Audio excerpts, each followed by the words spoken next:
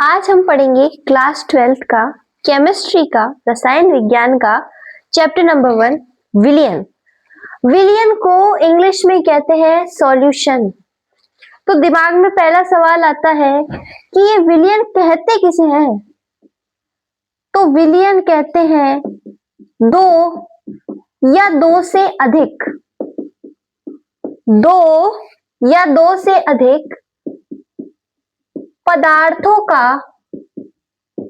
समांगी मिश्रण। किसे कहते हैं विलियन? दो या दो से अधिक पदार्थों का समांगी मिश्रण विलियन कहलाता है। अब ये समांगी मिश्रण क्या है? कि जिस विलायक में विलय पूर्ण रूप से घुल जाए, जैसे पानी में शक्कर घोलना, तो ये समांगी मिश्रण का उदाहरण है। पर मैं कहूं पानी में रेत डाल दी तो रेत नीचे बैठ जाएगी, वो उसमें घुलेगी नहीं। तो विलियन कैसा होता है? दो या दो से अधिक पदार्थों का समांगी मिश्रण होता है। तो विलियन की एक परिभाषा और होती है, वो क्या है कि विलय और विलायक से मिलकर बने पदार्थ को भी विलियन कहते हैं। विलय क्या है? जो उस विलियन में कम मात्रा में है वो क्या कहलाता है? विलय। और जो उस विलियन में ज्यादा मात्रा में है वो क्या कहलाता है? विलायक। जैसे मैं कहूं कि एक गिलास है मान लीजिए, और इस गिलास में ये पूरा पानी है, और इस पानी के अंदर हमने डाली शक्कर और इसको हिला दिया। तो अब आप बताइए, इसमें एक तो है पानी और एक है शक्कर, तो इसमें विलय कौन और विलायक कौन? तो कम मात्रा में कौन है कि शक्कर है, और शक्कर किसमें घुल रही है? वो विलायक है। तो एक तरीके से हम ये समझ सकते हैं कि जो घुल रहा है वो विलय है, और जिसमें घोल रहे हैं वो विलायक है, और दोनों मिलके जो बना रहे हैं वो विलियन है। ठीक है, इसे सॉल्युबल और उसे सॉल्वेंट कहते हैं। अब हम बात करते हैं, हमारे जो चैप्टर है उसमें हम द्विअंगी विलियनों की बात करेंगे, यानी जिसमें दो मेजर पार्टिकल्स होते हैं, हम उनकी बात करेंगे। तो सबसे पहले बात करते हैं गैसीय विलियन, और एक होता है द्रव विलियन, और एक होता है ठोस विलियन। ये तीन तरह के विलियन की आपकी बुक में एक सारणी दी हुई है, जिसमें से एग्जाम में क्वेश्चन बनते हैं। आप इसको कैसे याद करेंगे? तो देखिए,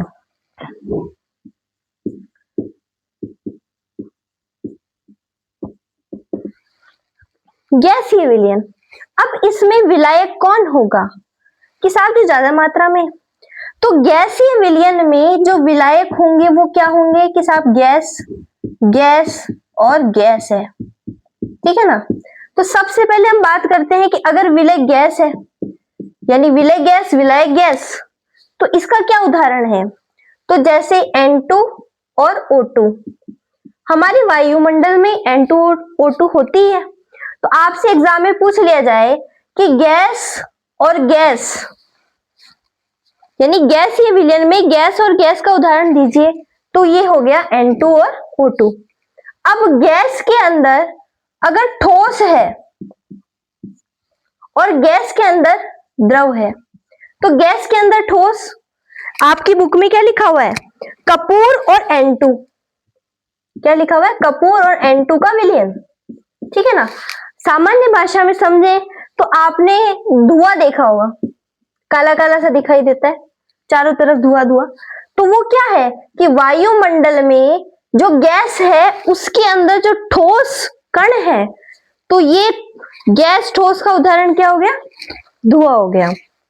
अब एक गैस में द्रव, आपकी बुक में क्या दिया हुआ है कि CH3Cl और N2, CH3Cl और N2, यानी गैस में द्रव का उदाहरण दीजिए। तो ये है क्लोरोफॉर्म और नाइट्रोजन। पर सामान्य भाषा में कहे तो समझ नहीं आया। जैसे कहे जलवाष्प, वायु में जलवाष्प, सर्दी में क्या होता है, पानी की बूंदें आ जाती है पत्तियों पे, आपने देखी होगी, तो वो जलवाष्प है। यानी वायु में द्रव, यानी विलायक कौन होना चाहिए कि गैस के अंदर क्या घुला हुआ है, द्रव घुला हुआ है। अब हम बात करते हैं द्रवीय विलयन की। इसमें विलायक कौन होगा कि साहब द्रव होगा, द्रव और द्रव। अब द्रव में द्रव, द्रव में ठोस और द्रव में गैस। तो द्रव में द्रव का उदाहरण क्या है कि साहब एथेनॉल और जल। एथेनॉल एक तरह से क्या होती है, शराब ही होती है। जैसे शराब में लोग पानी मिला के पीते हैं, तो वो किसका उदाहरण है कि साहब द्रव और द्रव का, ठीक है ना। उसके बाद बात करते हैं द्रव में ठोस। तो इसका एक उदाहरण आपकी बुक में दिया हुआ है जो बहुत इंपॉर्टेंट है, और वो है सोडा वाटर।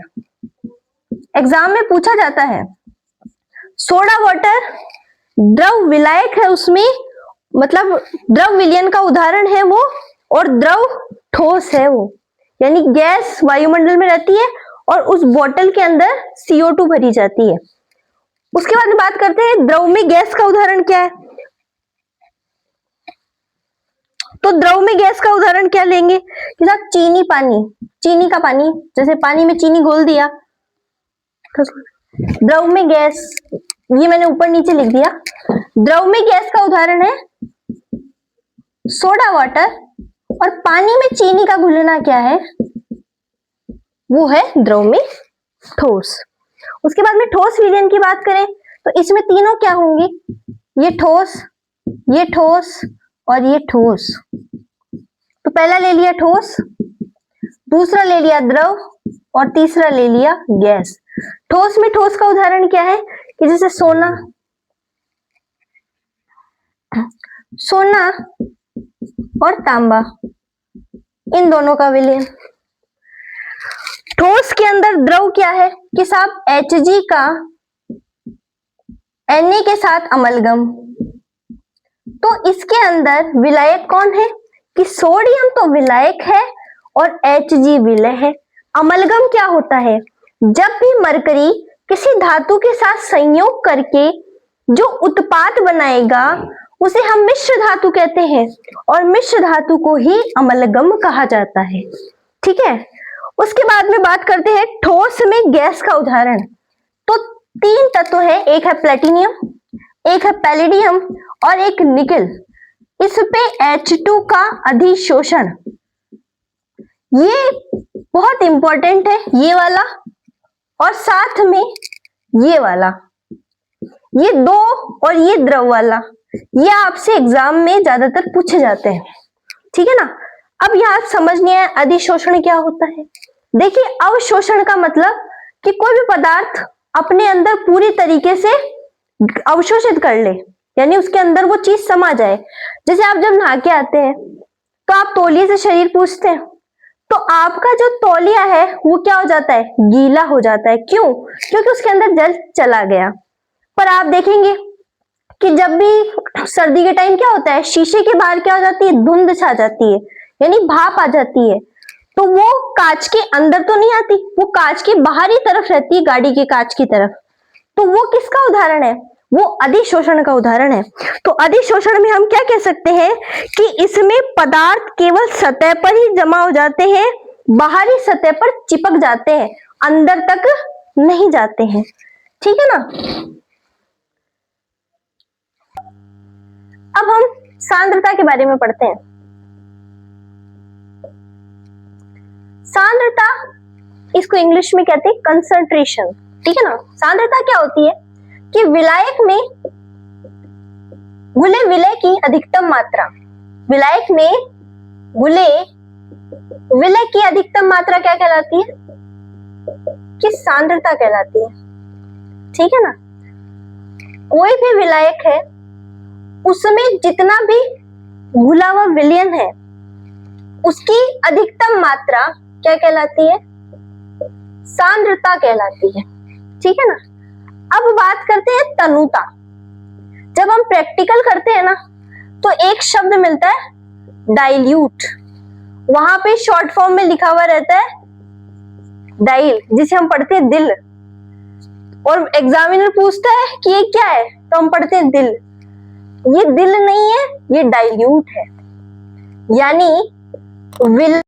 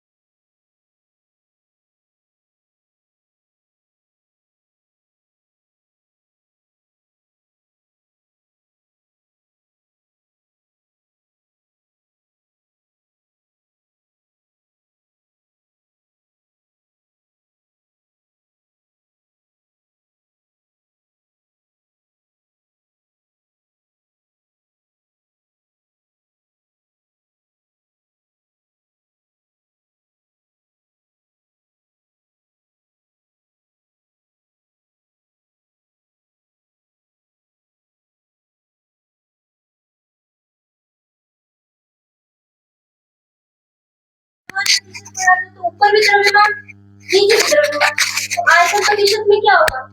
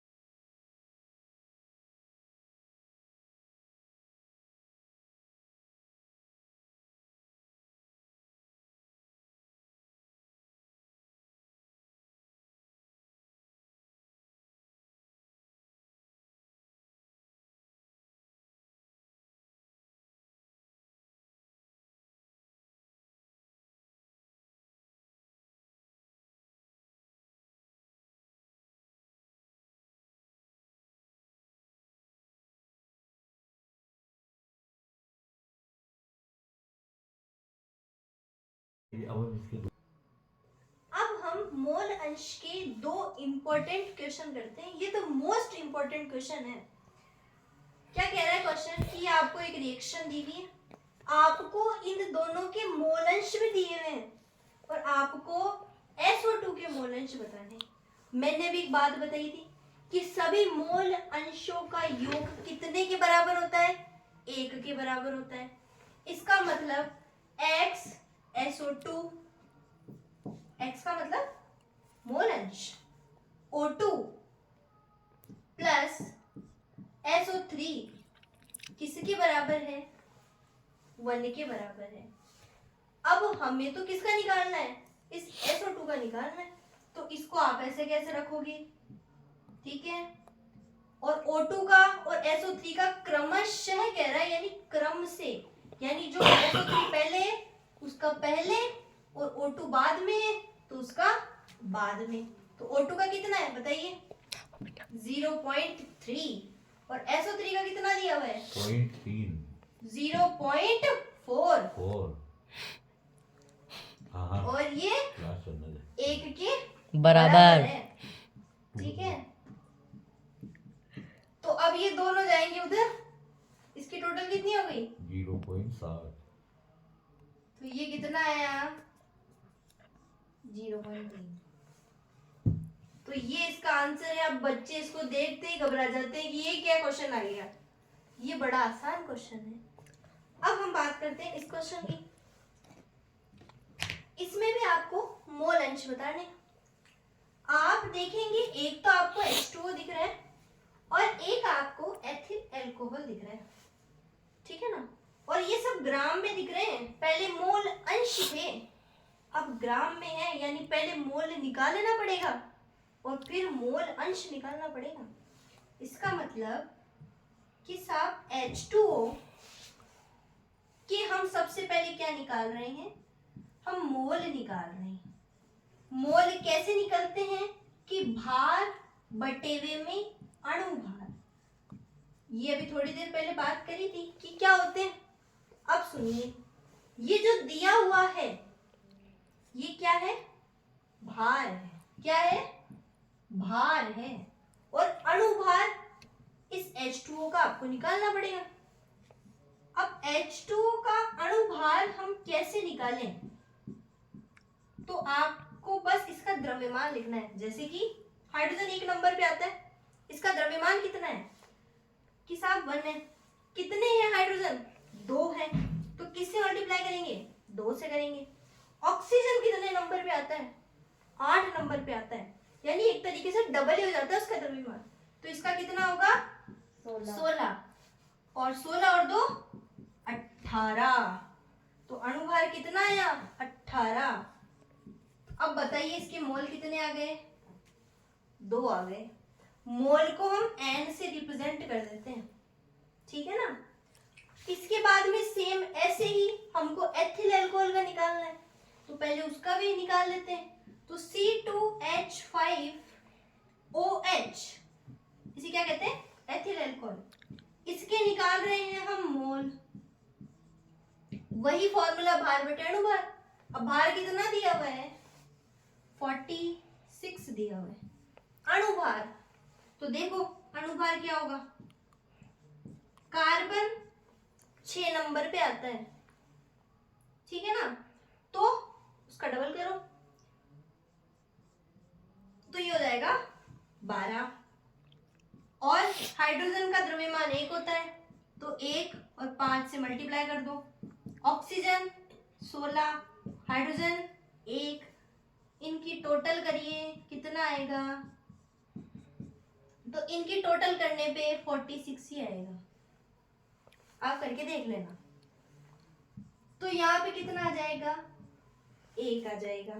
अब हम क्या निकाल लेते हैं? अब हम निकाल लेते हैं इसके मोल अंश, ठीक है ना। मोल अंश का फॉर्मूला हमने पढ़ा ही था। क्या होता है बताइए? घटक के मोल और विलयन के मोल, यही तो पढ़ा था ना हमने। किसके लिए निकाल रहे हैं? सबसे पहले हम निकाल रहे हैं H2O के लिए। कितने मोल आए मुझे बताइए? 2 मोल आए, ठीक है। और विलियन, अब विलियन तो इन दोनों से मिलकर बन रहा है ना, तो विलियन के मोल कितने होंगे, या लिख देती हूँ मैं, विलियन के मोल कितने होंगे कि आप इन दोनों के मोलों को जोड़ दो, यानी इसको नाम दे लो आप Na और इसको नाम क्या दे लो Nb। तो ये Na प्लस Nb, इसका मतलब 2 और 1 3। तो आप क्या लिख सकते हैं 2/3। अब मैं आपको कह दूं कि आप मुझे C2H5OH के मोल अंश बताओ, तो आप बताओ मुझे कैसे बताओगे कि साहब इसके मोल कितने हैं, ये हमने निकाला 1 है, और टोटल मोल कितने हैं, तो वो 3 है, तो ये दोनों के निकल गए आपके मोल अंश। अब ऐसा सवाल आपके एग्जाम में आएगा। अब बात करते हैं हम आगे, तब तक आप ले लीजिए इसका स्क्रीनशॉट। अब हम बात करते हैं मोलरता और मोललता, मोलरिटी। इनको मैं आपको एक साथ इसलिए पढ़ा रही हूँ क्योंकि एक तो ये बहुत इंपॉर्टेंट है, और साथ में पढ़ेंगे ना तो आप कभी भी कंफ्यूजन नहीं होंगे। पीछे है ता, इसमें भी है ता, तो कभी कभी नाम आ जाते हैं मोलरता और मोललता, तो हम दोनों निकाल देते हैं अलग अलग। इसलिए ध्यान रखना यहाँ पे 2 लय है और यह लय रे, मोलरता और मोललता, इन दोनों में बहुत अंतर है। इसको हम कैपिटल एम से रिप्रेजेंट करते हैं और इसको हम स्मॉल एम से रिप्रेजेंट करते हैं। मोलरता की डेफिनेशन क्या है कि 1 लीटर, ध्यान रखना मैंने क्या लिख रहा है, मैं क्या लिख रही हूं, 1 लीटर विलियन में उपस्थित, 1 लीटर विलियन में उपस्थित विलेय के मोलों की संख्या को मोलरता कहते हैं। क्या कहते हैं, मोलरता। फॉर्मूला लिखे हम, तो मोलरता बराबर विलेय की मोल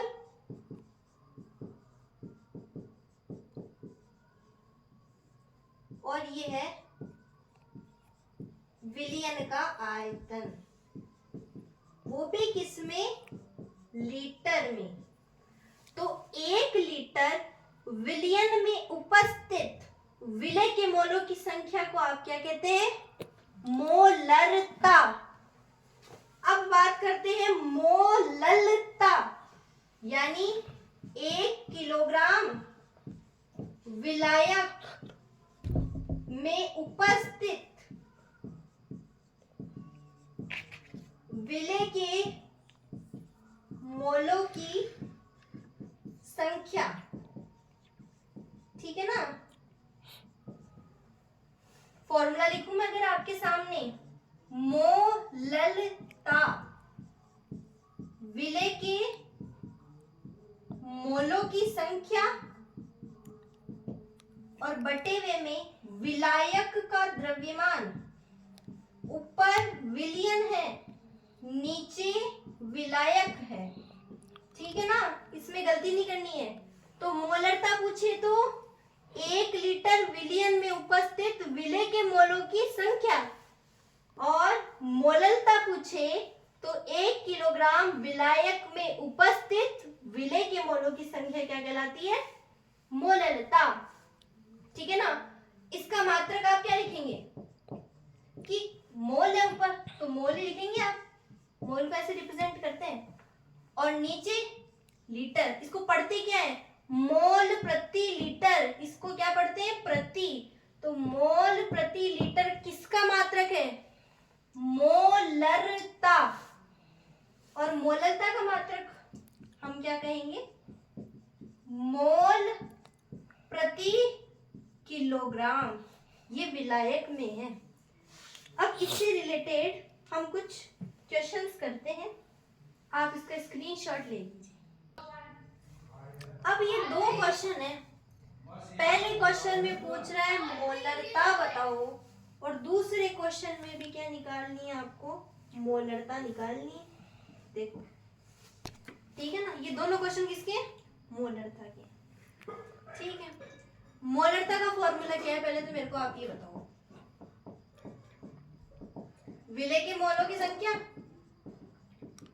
और नीचे क्या, विलयन का आयतन, और वो भी किसमें, लीटर में। ठीक है ना, मिलीलीटर आया तो किस में बदलना पड़ेगा, लीटर में। ठीक है ना। अब मोल का फॉर्मूला मैंने बताया, बताओ देखिए क्या है, भार बटे में अणुभार। गूंगे बन के मत बैठो, बोलो अनुभार। ठीक है ना। तो भार कितना दिया हुआ है, जो दिया हुआ रहेगा वो क्या है, भार। 5 ग्राम। और NaOH का क्या निकालना पड़ेगा, अनुभार। तो NaOH। अब साहब Na 11 नंबर पे आता है, आप कहोगे 22 हो गया द्रव्यमान, नहीं, इसका 23 होता है। ठीक है ना, क्यों, इसका तो क्योंकि वो कारण वजन- मैम, क्योंकि इसका द्रव्यमान तोलते हैं, है ना, तोलने पे जो आता है वो लिखते हैं।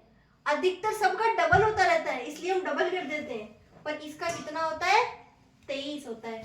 ऑक्सीजन का 16 प्लस 1, आप टोटल करेंगे कितना आएगा, 40। ये हाइड्रोजन का डबल क्यों नहीं करते हैं? हाइड्रोजन 1 नंबर पे है, अब 1 का स्क्वायर कीजिए आप, मतलब डबल का मतलब 2 से गुणा, मतलब उसका स्क्वायर कर दीजिए। अब हाइड्रोजन इसका अपवाद स्वरूप है, देखिए डबल करने में आप जानते ही हैं, वैसे भी आवर्त सारणी का घुमक्कड़ तत्व जो है वो हाइड्रोजन ही कहलाता है। ये एक अपवाद स्वरूप है, इसलिए आप ये समझ लीजिए हाइड्रोजन का तो एक ही लिखना है आपको। ठीक है ना, ठीक है। और बाकी का अधिकतर डबल हो ही जाता है। ठीक है, अब ये कितना आएगा, ये 1/8 आया, आपको ये यहाँ लिख देना है। और विलयन का आयतन ये 450, अब कर दिया, लीटर में कौन बदलेगा, तो ये मिलीलीटर है, इसलिए किससे गुणा कर देंगे, 1000 से। 1000 से क्यों, क्योंकि 1 लीटर में कितने मिलीलीटर हैं, 1000। अब इसको आप ऐसे लिखेंगे 45 मल्टीप्लाई बाई 100, या फिर मैं सीधा ऐसे लिख दूं, आप डिवाइड करेंगे, सॉल्व करेंगे तो आपका आंसर आएगा 0.2। अब बताइए यूनिट क्या लिखूं, मोल प्रति और लीटर। एम भी लिख देते हैं कहीं, कैपिटल एम, तो वो मतलब मोलरता ही है। दूसरा सवाल, ऑक्जेलिक अम्ल, इसका ये सूत्र होता है कि 250 ml semi molar. Semi molar का मतलब कि साहब जो मोलरता है वो 1/2 है, सेमी मोलर आधा। विलयन प्राप्त करने के लिए आवश्यक अम्ल की मात्रा की गणना कीजिए। हम जानते हैं मोलरता का फॉर्मूला, मैं इतनी बार लिख दूंगी कि आपको ये याद ही हो जाएगा। विलय के मोल बटे हुए में विलयन का आयतन, वो भी किसमें, लीटर में। सेमी मोलर है मतलब मोलरता की जगह हमको 1/2 लिखना है। विलय के मोल निकाल लेने हैं, कैसे निकालेंगे बताइए, मोल भार बटा अनुभार।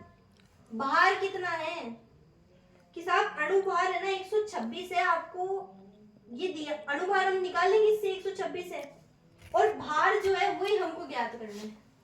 आवश्यक अम्ल की मात्रा की गणना कीजिए, मतलब वो भार ही क्या है हमको फाइंड आउट करना है इस क्वेश्चन में। ठीक है ना, तो मोल बराबर भार बटे में अणुभार होता है। अणुभार जब हम इसका पूरे का निकालेंगे तो हाइड्रोजन का 2 × 1, 2 × 12, 4 × 16, और इसका होता है 18, 18 को 2 से करेंगे तो 36।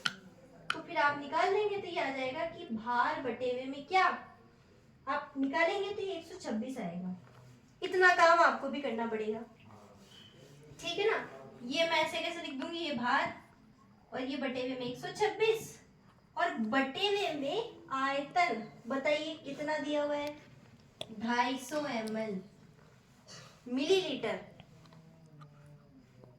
ठीक है ना, तो अब मैं क्या कर दूं, मिलीलीटर है तो किस में बदल दूं, मैं इसको लीटर में बदल दूं। ठीक है ना, ये भार निकालेंगे ये दोनों ही नीचे हैं, पहले आप इसको अच्छे से लिख लें ताकि आप गलत नहीं करें। तो ये भार, ये 126 इंटू 25 मल्टीप्लाई में 100। 25 को 100 से काट दो। अब यहाँ काट सकते हैं, लीजिए। तो भार बराबर 1/2 इंटू 126 बटे में 4। जब आप इसको काटेंगे तो लगभग 15.75 मोल प्रति लीटर इसका आंसर आ जाएगा। आप इसका स्क्रीनशॉट लीजिए ताकि हम आगे बढ़े। अब देखिए, विलयन का द्रव्यमान हमें दिया हुआ है। विलयन का द्रव्यमान कितना दिया हुआ है? 103.65 ग्राम। और इसके अंदर HCl घुला हुआ है, विलेय। HCl का विलयन है, उसमें HCl घुला हुआ है, विलेय। तो विलेय का द्रव्यमान कितना दिया हुआ है कि 3.65। आपको क्या बतानी है? मोललता। विलायक याद रखिए मोललता के नाम से। तो ये विलयन आ गया, ये विलेय आ गया। तो आप बताइए मुझे, आप विलायक नहीं निकाल सकते क्या? ये फॉर्मूला है, इसमें आपको मान रखना है और विलायक निकालना है। तो बताइए विलायक कितना आएगा कि इस 103.65 में से 3.65 को अगर आप घटा देंगे तो कितना आएगा? 100 ग्राम। ग्राम में आएगा क्योंकि क्वेश्चन में ग्राम में दिया हुआ है। हमें मोललता बतानी है, स्मॉल m बताना है। मोललता क्या होती है कि विलेय का द्रव्यमान, यानी दिया हुआ है विलेय का द्रव्यमान 3.65 और हमें क्या निकालना है? भार बटा अणुभार, यानी 3.65 तो आपको दिया हुआ है। और HCl का जब आप अणुभार निकालेंगे तो वो आएगा 36.5, क्योंकि क्लोरीन का होता है 35.5 और हाइड्रोजन का 1, दोनों को जोड़ेंगे 36.5 आएगा। और चूंकि ये है ग्राम में तो आप इसको बदलेंगे किसमें? किलोग्राम में।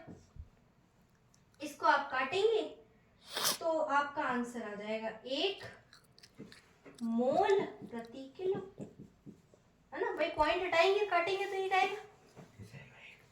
देखिए, देख लीजिए कैसे आएगा। ये दो पॉइंट से पॉइंट हट गए, ये नीचे आएगा 10, ये 0 से 0 कट गया 100 आएगा। तो ये 100 आ गया, ठीक है ना? मोल प्रति किलो आ गया, वो ग्राम के हिसाब से उसके अंदर 1 आ जाएगा, ठीक है। इसके बाद में ये नीचे वाला क्वेश्चन करते हैं। 5 ग्राम NaOH 450 ml विलयन में घुली है, तो मोलरता बताइए। तो हम क्या करेंगे?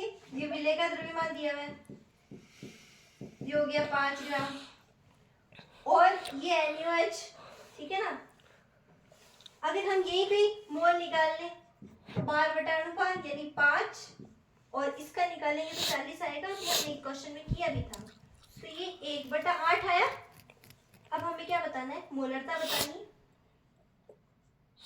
कैपिटल M होती है मोलरता, और ये 1/8 आया। 450 ml है, तो 450 गुणा किससे कर देंगे? 1000 से कर देंगे।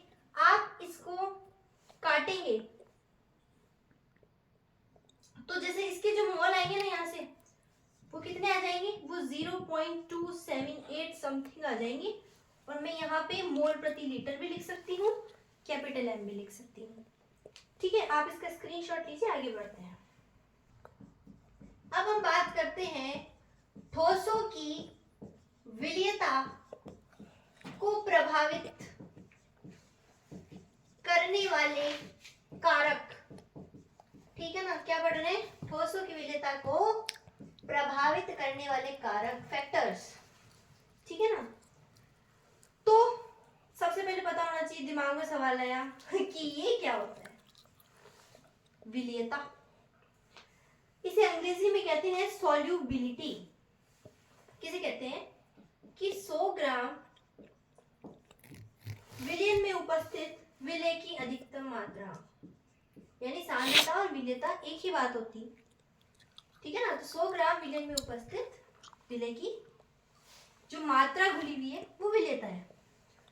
अब बात करते हैं इसको प्रभावित, ठोस की बात कर रहे हैं, ठोस को प्रभावित करने वाले कारक। पहले बात करते हैं विलेय और विलायक की प्रकृति है। पहला कारक क्या है? विलेय और विलायक की प्रकृति है। अच्छा, ये क्या होता है विलेय विलायक की प्रकृति? इसका मतलब अगर ध्रुवीय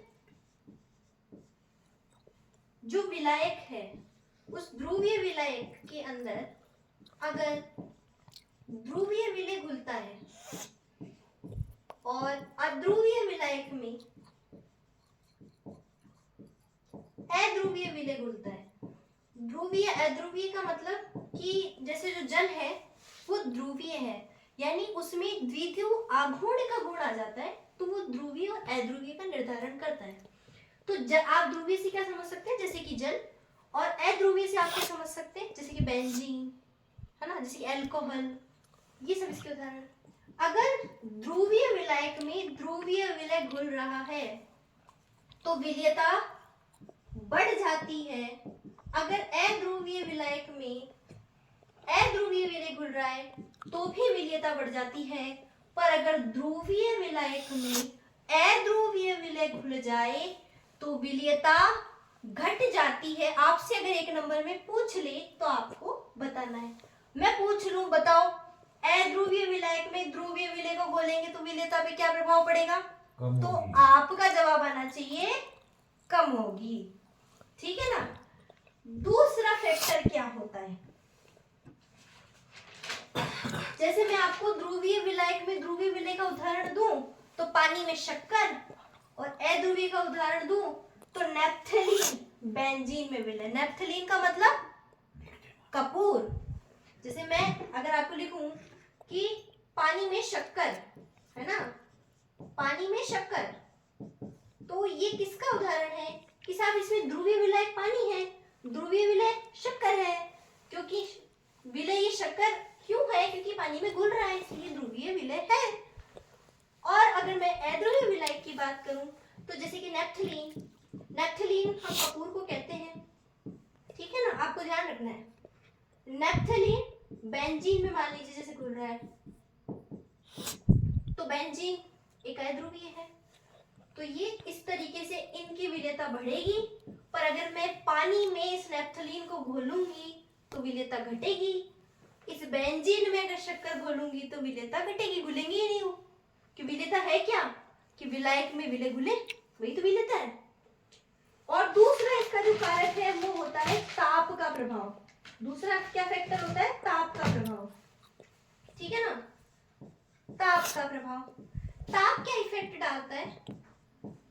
दो रिएक्शन होती है, एक होती है ऊष्माक्षेपी और एक होती है रिएक्शन ऊष्माशोषी। वैसे तो हम ये 11th 10th में पढ़ते ही हैं, पर मैं फिर भी आपको बता देती हूँ। ऊष्माक्षेपी में ऊष्मा निकलती है, ऊष्माशोषी में ग्रहण होती है।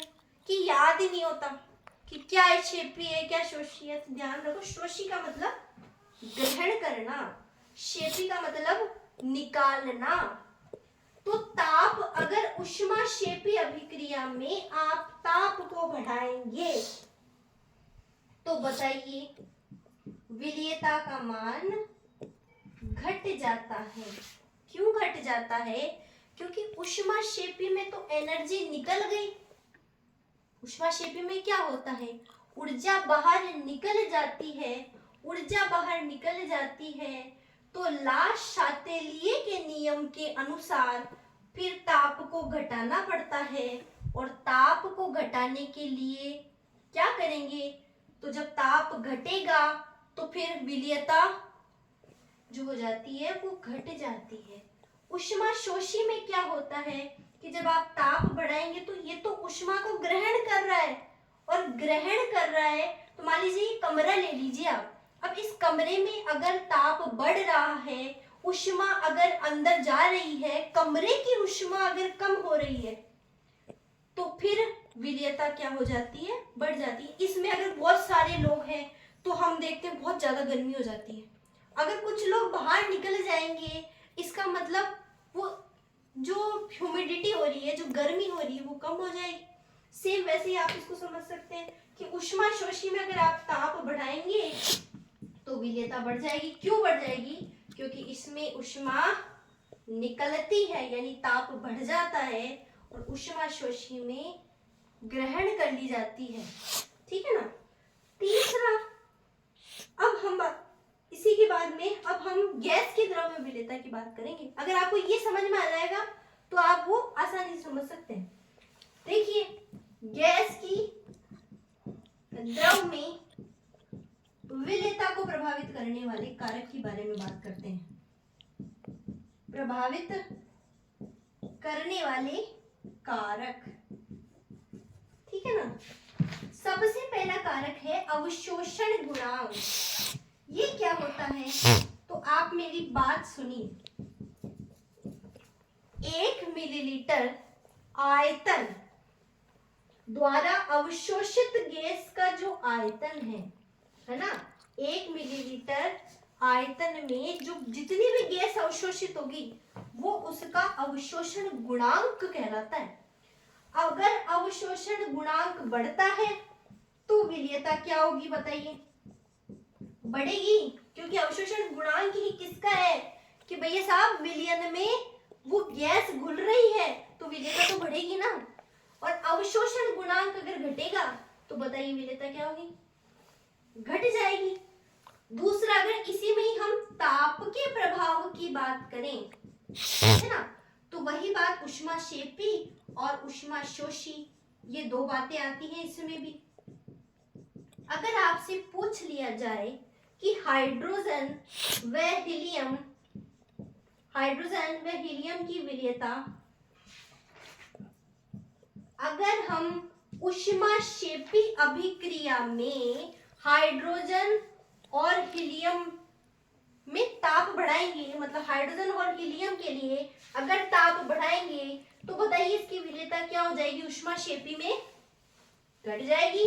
और अगर ऊष्माशोषी की बात कर लें तो क्या हो जाएगी? बढ़ जाएगी। आप इसका स्क्रीनशॉट लीजिए ताकि आगे बात करें। हेनरी का नियम, अब मैं यहाँ क्या लिख दूं बताओ? Very very very very very very most, ये आपको या तो हाफ ईयरली में दिख जाएगा या ईयरली में दिख जाएगा, दोनों में दिख जाएगा।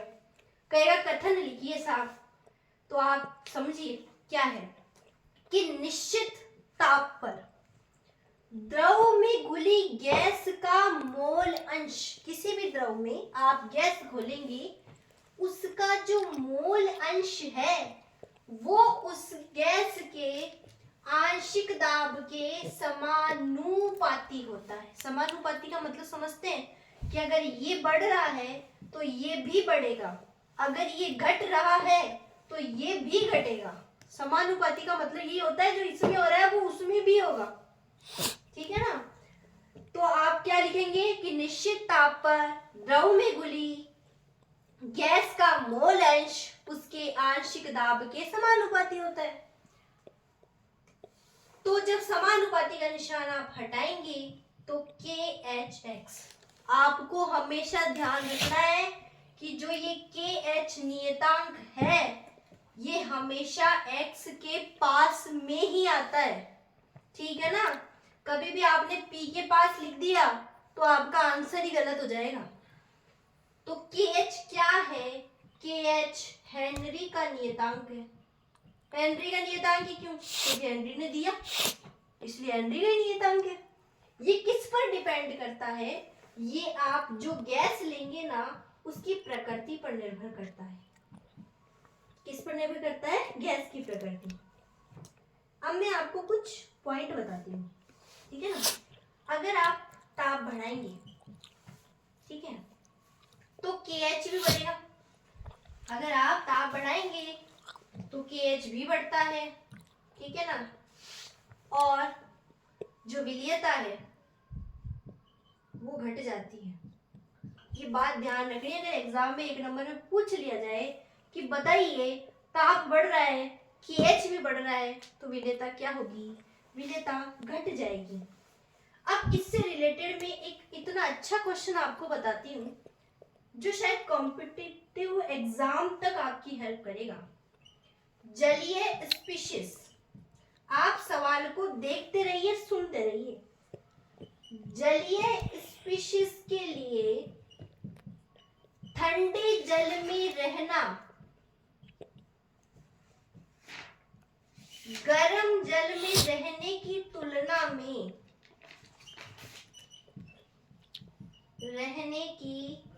तुलना में आसान क्यों होता है? जवाब दे सकते हैं आप? दे सकते हैं? नहीं। नहीं। तो चलिए मैं बताती हूँ। तो जलीय स्पीशीज के लिए किस जल में रहना ज्यादा आसान है? ठंडे जल में। क्यों? गर्म जल में क्यों नहीं? तो आप देखिए कि आप ताप बढ़ाते हैं। गर्म जल का मतलब आपने गर्म किया, ताप को बढ़ाया तो गर्म तभी होगा। ताप बढ़ाया तो हेनरी के नियम अनुसार क्या बढ़ा? KH बढ़ा। हेनरी का नियतांक KH का मान बढ़ा।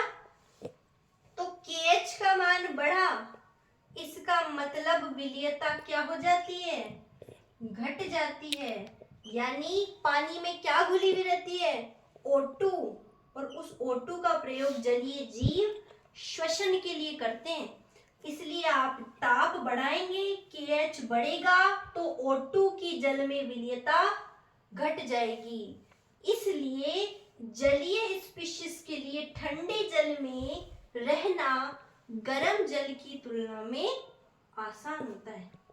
अगर वो कहे कि ग्राफ बनाइए, आपको नहीं भी कहे ना एग्जाम में ग्राफ बढ़ाओ, तो भी आप हेनरी का नियम का कथन आ गया ना तो ग्राफ जरूर बढ़ा के आना।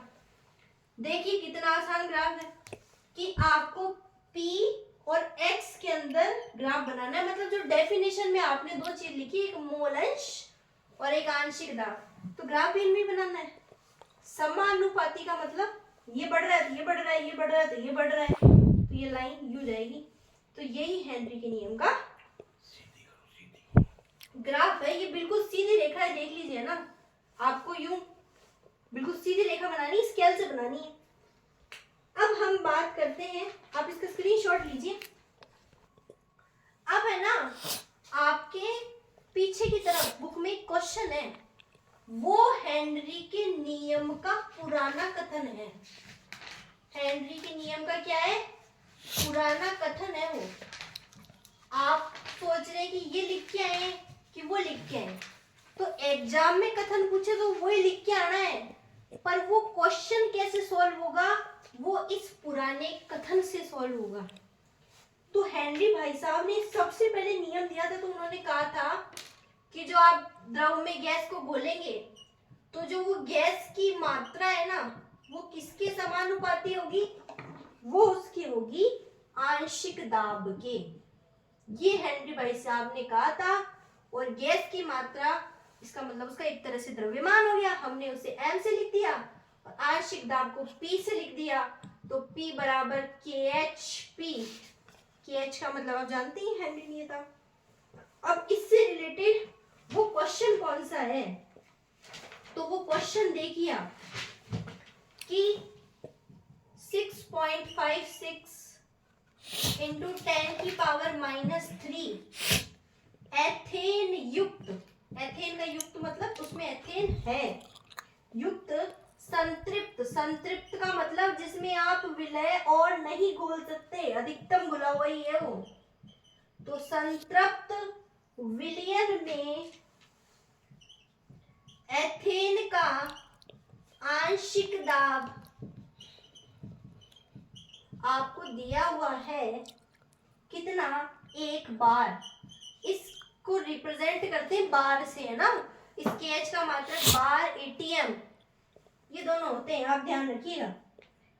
तो 1 बार है। और यदि विलयन में, अब क्या पूछ रहा है? यदि विलयन में 5 × 10 की घात -2 ग्राम एथेन हो,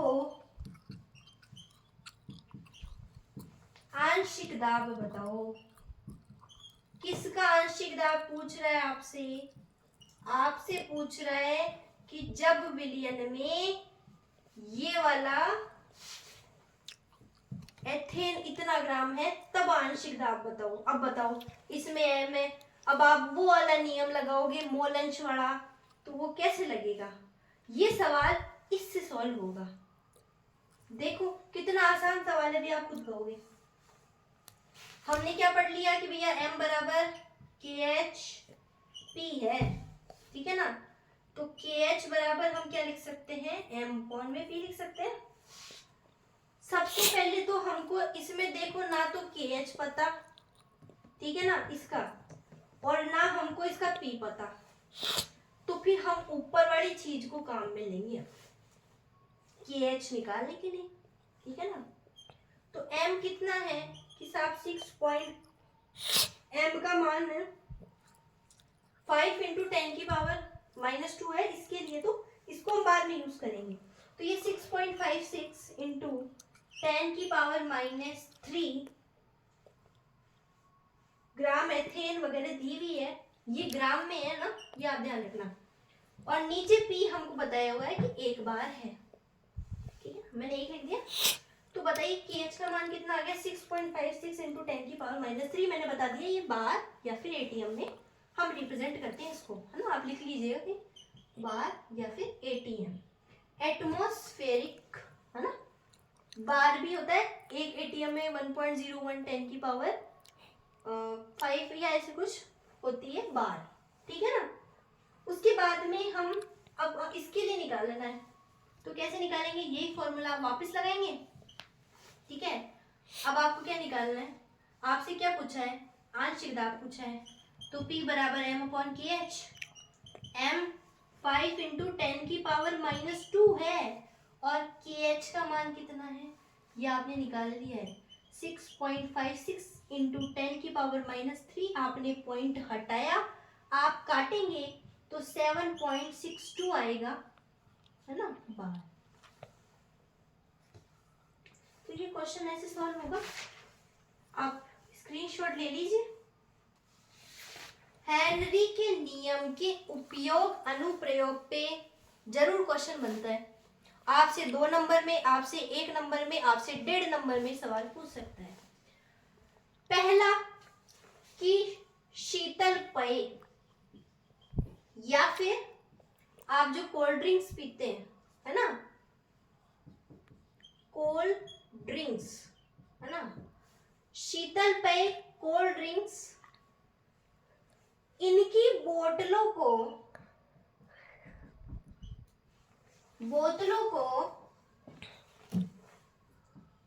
उच्च दाब पर बंद किया जाता है, उच्च दाब पर बंद किया जाता है।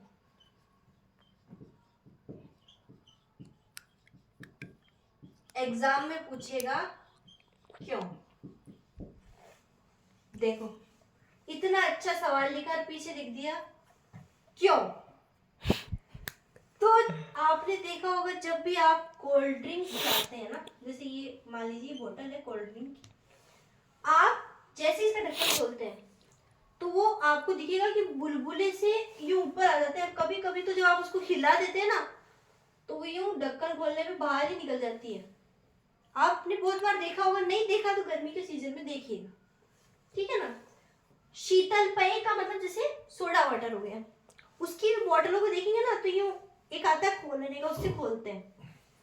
इनको उच्च दाब पर क्यों बंद किया जाता है, तो हेनरी का नियम कहता है कि जब आप इसे उच्च दाब पर बंद करेंगे तो इसके अंदर जो गैस भरी जाएगी उस गैस की विलेयता क्या हो जाएगी, बढ़ जाएगी, यानी इसमें उसकी विलेयता बढ़ जाएगी, इसमें जो घुला हुआ है उसमें गैस की विलेयता बढ़ जाएगी। तो फिर आप जैसे ही खोलेंगे वो इतने उच्च दाब पर गैस भरी हुई रहती है उसमें, तो आप खोलेंगे तो बाहर निकलने की कोशिश करेगी, वो इस वायुमंडल में उपस्थित गैस से रिएक्शन करने लगेगी, इसलिए वो बाहर निकल जाती है कभी कभी, ठीक है ना। उच्च दाब होने के कारण गैस की विलेयता बढ़ जाती है, इसी कारण हेनरी के नियम के अनुसार ही शीतल पेय की बोतलों को उच्च दाब पर बंद किया जाता है। जैसे कि सोडा वाटर है ना, सोडा वाटर में क्या करते हैं कि वो यूं पानी यूं मतलब गिलास देते हैं आपको और उस गिलास में यूं पानी रहता है, फिर वो कोई बोतल लेते हैं, उसको कॉर्क खोलते हैं और वो तुरंत ही उसमें डाल देते हैं और कह देते हैं भाई साहब फटाफट पी लो। क्यों? आप थोड़ी देर बाद पियेंगे ना तो आपको अलग टेस्ट आएगा। उस समय उस बोतल के अंदर मान लीजिए घुली हुई क्या रहती है, CO2। और जब वो उस बोतल का ढक्कन खोलता है तो जो वो CO2 है वो बाहर निकलने की कोशिश करती है और वो तुरंत उसको एक पानी में डाल देता है और कह देता है पी लो। अब आप थोड़ी देर बाद अगर उसको पीते हैं तो जो वो CO2 है वो वातावरण से क्रिया करके बाहर निकल जाता है, इसलिए फिर आप बाद में पीते हैं तो सोडा वाटर का वो टेस्ट आपको नहीं आता है। दूसरा सवाल है मोस्ट इंपॉर्टेंट सवाल मेरी नजर में कि एनोक्सिया क्या होता है ना? एग्जाम में आपसे यही पूछेगा एनोक्सिया क्या होता है। तो आप देखेंगे कि जो पर्वतों पे रहते हैं, मान लीजिए पर्वत है ना, शेप से नहीं लग रहा होगा पर आप समझ लीजिए क्या है, ये पर्वत है। जो लोग पर्वत पर चढ़ते हैं या ऊंचे पर्वतीय क्षेत्रों में रहते हैं, ठीक है ना, या तो कोई चढ़ रहा है, मान लीजिए पर्वतारोही है, उसकी इच्छा है चढ़ने की, तो जब ऊपर चढ़ते हैं, ऊपर जाते हैं, धरातल है ये अपना ना, इस धरातल से अगर वो ऊपर जाते हैं तो ऊपर चढ़ने पर वहां के लोगों में आपको अधिकतर एनोक्सिया नामक बीमारी देखने को मिलेगी। ये एनोक्सिया क्या है कि आप जैसे जैसे धरातल से कहाँ जाएंगे, ऊपर की ओर जाएंगे, धरातल से ऊपर की ओर जाएंगे तो आपके जो रक्त है ना, ब्लड, उसके अंदर O2 की मात्रा क्या होने लग जाती है, कम होने लग जाती है। ऊपर चढ़ेंगे तो आप देखेंगे आपको सांस लेने में तकलीफ होगी। वो क्यों? क्योंकि ऊपर जो है ना वो दाब क्या हो जाता, जैसे आप ऊपर चढ़ेंगे तो वहां O2 की सांद्रता कम हो जाती है क्योंकि वहां दाब कम हो जाता है। हेनरी के नियम के अनुसार वहां पे दाब कम हो जाता है जैसे जैसे आप ऊपर चढ़ेंगे, ठीक है ना। तो धरातल पर आप ऊपर चढ़ेंगे, आपके रक्त में किसकी कमी हो जाएगी, O2 की कमी हो जाएगी।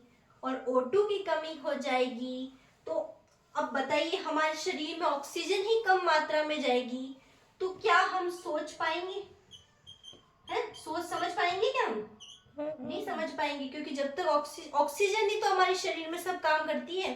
अब ऑक्सीजन की कमी हो जाएगी तो हमारी सोचने समझने की जो क्षमता है ना उसमें कमी हो जाएगी, इंसान स्पष्ट नहीं सोच पाता है। इसी कारण उन्हें एक बीमारी होती है, उस बीमारी का नाम है एनोक्सिया। आप क्या लिखेंगे एग्जाम में कि जैसे जैसे धरातल पर ऊपर जाते हैं या धरातल पर्वतीय क्षेत्रों में रहने वाले लोगों को वहां पे दाब कम होता है, इस कारण O2 की मात्रा उनके रक्त में कम हो जाती है और कम होने के कारण उनके सोचने समझने की क्षमता में कमी आ जाती है और ऐसी बीमारी को एनोक्सिया कहा जाता है। एक इंपॉर्टेंट क्वेश्चन और बनता है, बैंड। आपकी किताब में लिखा हुआ है बैंड किसे कहते हैं। जब आप उसे पढ़ेंगे तो आपको लगेगा कि ये क्या है ना।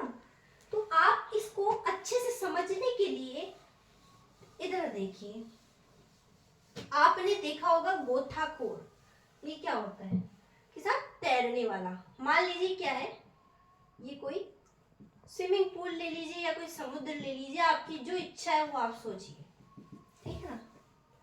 अब जो गोताखोर होता है ये एक आदमी है, अभी ये धरातल पे है, ठीक है ना। ये इस पानी के अंदर गया, धरातल के अंदर। अब धरातल के ऊपर तो दाब कम होता है, तो बताइए धरातल के नीचे क्या हो जाएगा, दाब बढ़ जाएगा, दाब बढ़ेगा। तो साहब ये आदमी जब अंदर गया ना तो इसके रक्त में O2 और N2, वातावरण में दो ही गैस है, N2 ज्यादा मात्रा में, O2 थोड़ी कम मात्रा में। तो वो O2 और N2 तीव्र गति से इसके रक्त में चली जाएगी, ठीक है। और जब वो रक्त में जाएगी और फिर जब ये गोताखोर वापस धरातल पे आएगा, है ना, यूं पानी के बाहर थोड़ा आएगा, तो वो तीव्र गति से जो गैस अंदर गई है O2 N2, वो तीव्र गति से क्या करेगी, बाहर निकल जाएगी। गुब्बारा के रूप में क्या होगी, तीव्र गति से वो जो N2 है वो बाहर निकल जाएगी। अब वो N2 जब तीव्र गति से बाहर निकलेगी तो उसे एक बीमारी हो जाती है, ज्यादा जो पानी में रहते हैं, बैंड। बैंड का एक नाम अपनी भाषा में क्या है, बाइटा। बहुत सी कहते हैं ना हमको बाइटा आ गया है, वो बैंड का ही दूसरा नाम है बाइटा।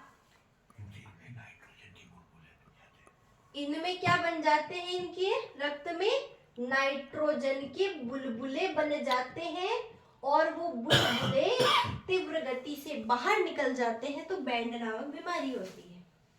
अब इसका समाधान करने के लिए ये एक सिलेंडर रखते हैं पीछे।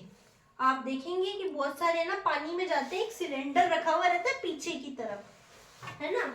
उस सिलेंडर में हीलियम, नाइट्रोजन और ऑक्सीजन, इन तीनों का मिश्रण होता है।